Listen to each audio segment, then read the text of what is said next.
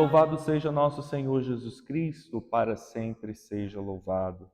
Estamos reunidos mais uma vez, meus irmãos e minhas irmãs, para esse momento de reflexão da Palavra de Deus, iniciando hoje um novo mês, o mês de outubro, considerado na vida da Igreja como o mês das missões, também o mês do Santo Rosário. E abrindo esse mês de outubro, nós celebramos com toda a Igreja a memória de Santa Teresinha do Menino Jesus, uma das santas mais conhecidas do mundo católico, que viveu ali nas últimas décadas do século XIX, na França. Era monja carmelita, passou a maior parte da sua vida no Carmelo, mas que deixou um legado espiritual muito importante para a vida cristã, e hoje nós podemos beber desta fonte inesgotável da espiritualidade de Santa Teresinha. Interessante que Teresinha foi monja, viveu no Carmelo, mas ela, mesmo tendo uma vida reclusa, uma vida no claustro, ela desejava ser tudo na igreja. Teve um momento em que ela estava em grande crise, porque ela queria ser todas as funções. Mas é então que ela tem uma iluminação. Ela percebe que a sua missão na igreja era ser o amor, porque o amor é o centro, porque o amor é aquilo que faz a igreja viver, é o amor que age nos membros da igreja. Então ela vai dizer a célebre frase: no coração da igreja, minha mãe, eu serei o amor. Então Teresinha encontra o seu lugar na igreja, encontra a sua missão na igreja, sendo expressão do amor de Jesus Cristo pela igreja.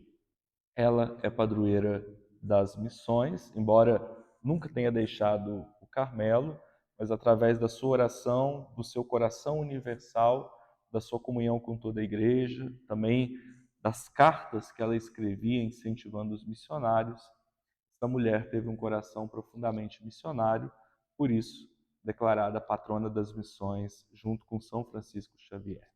Então rezemos pedindo a intercessão de Santa Teresinha neste dia, rezando a oração da coleta.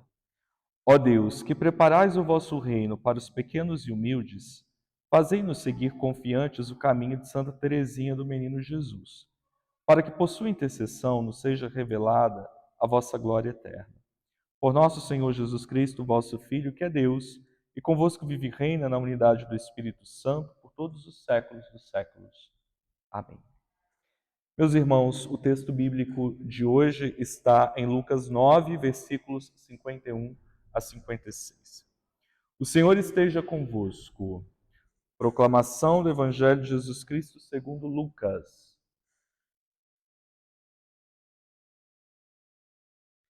Estava chegando o tempo de Jesus ser levado para o céu.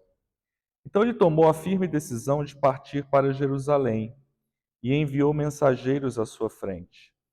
Estes puseram-se a caminho e entraram no povoado de samaritanos, a fim de preparar hospedagem para Jesus. Mas os samaritanos não o receberam, pois Jesus dava a impressão de que ia a Jerusalém. Vendo isso, os discípulos Tiago e João disseram: Senhor, queres que mandemos descer fogo do céu para destruí-los? Jesus, porém, voltou-se e repreendeu-os, e partiram para o outro povoado. Palavra da salvação, glória a vós, Senhor. Amados irmãos e irmãs, a palavra de Deus de hoje novamente nos faz ver que a proposta de Jesus, ela não passa pela imposição, mas sim pela proposição. Jesus nunca impõe o seu horizonte, a sua perspectiva, o seu anúncio pelo uso da força, mas ao contrário, ele faz um convite, faz uma proposta. Se nós aderirmos ao seu caminho, evidentemente ele se alegra conosco, porque sabe que aí está a nossa felicidade. Mas se nós não quisermos acolher essa proposta, ele nos respeita. E é exatamente isso que acontece num determinado momento do ministério de Jesus.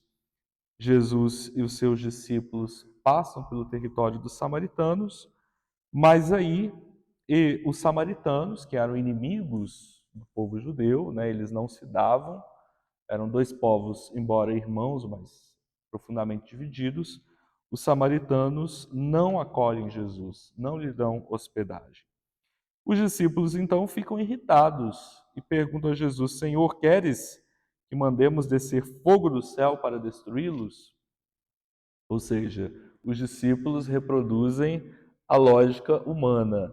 Nós, muitas vezes, diante do outro, diante do diferente, diante daquele que não pensa, não partilha do mesmo horizonte que o nosso, às vezes a gente quer eliminá-lo, às vezes a gente quer abafá-lo, quer sufocá-lo e até mesmo matá-lo, né?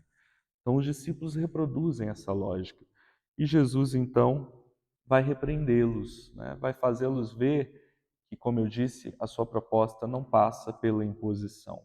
É sempre uma proposição, é sempre um convite, sujeito a ser acolhido ou não pelo destinatário, né?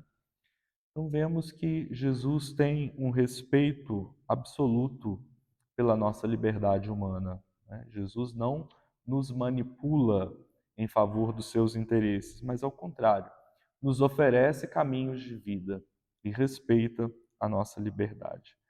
Então que nós também, na nossa vida diária, que muitas vezes lidamos com pessoas que pensam diferente, que têm outros horizontes de compreensão da realidade, e às vezes pessoas que até partilham de outra experiência de fé, mas que, acima de tudo, a gente saiba respeitar a individualidade de cada um, a perspectiva de cada um, porque nós somos discípulos daquele que nos respeita, daquele que leva em consideração a nossa liberdade, sem deixar de anunciar o que nós precisamos anunciar, que a gente possa respeitar e acolher a todo aquele que também busca a verdade, a todo aquele que busca trilhar um caminho de amor como nós buscamos. E Santa Teresinha do Menino Jesus, esta pequenina do reino de Deus, mas ao mesmo tempo grandiosa, nos ajude a viver com sabedoria o Evangelho de Jesus. Louvado seja nosso Senhor Jesus Cristo, para sempre seja louvado.